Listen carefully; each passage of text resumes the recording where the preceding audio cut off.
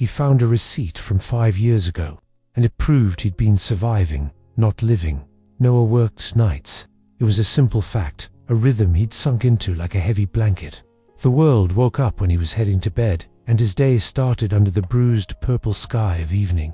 He'd sleep in fragments 3 hours here, for they're stitched together by the low hum of the refrigerator and the distant sound of traffic.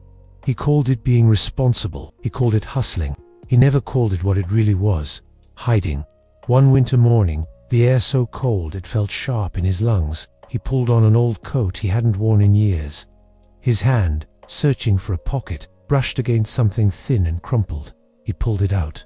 A grocery receipt, faded and soft from time. The date was stamped in faint blue ink, 5 years ago. To the week, he scanned the items, his mind a blank slate: bread, eggs, cheap instant coffee. And then, at the bottom, a tiny, almost insignificant item, one single cupcake. Vanilla, with a smear of chocolate frosting. The week his dad died. He stood there in his hallway, the cold seeping in from under the door, and tried to remember buying it. He couldn't. He remembered the phone call. He remembered the sterile smell of the hospital and the suffocating silence of the house afterward.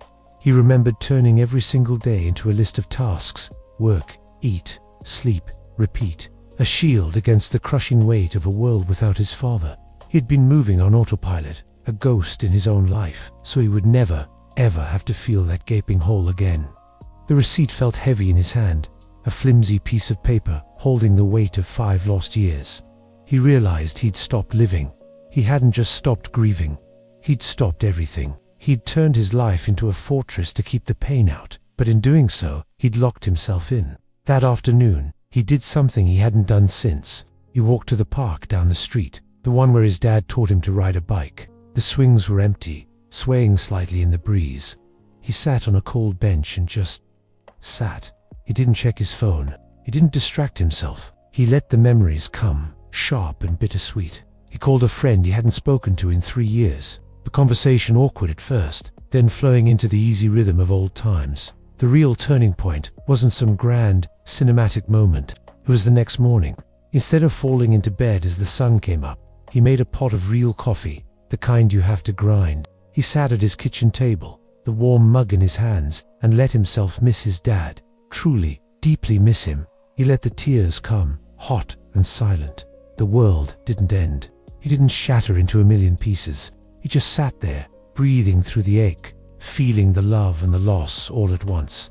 Later, he took a sticky note and wrote a single sentence, pinning it to the fridge. Grief is love with nowhere to go, so give it somewhere. He started giving it places to go. He visited his dad's grave, not to put on a brave face, but to be honest, to talk about the years he'd lost in the fog. And on the way home, he stopped at a bakery. This time, he bought a cupcake on purpose. He sat on that same park bench, unwrapped a small cake, and ate it slowly, without guilt, without apology.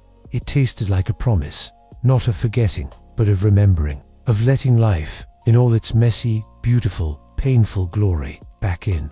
If this story touched something in you, if you've been surviving instead of living, this is exactly why.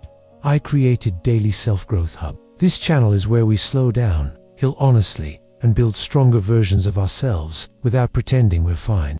Subscribe to Daily Self-Growth Hub, and let's do the inner work together.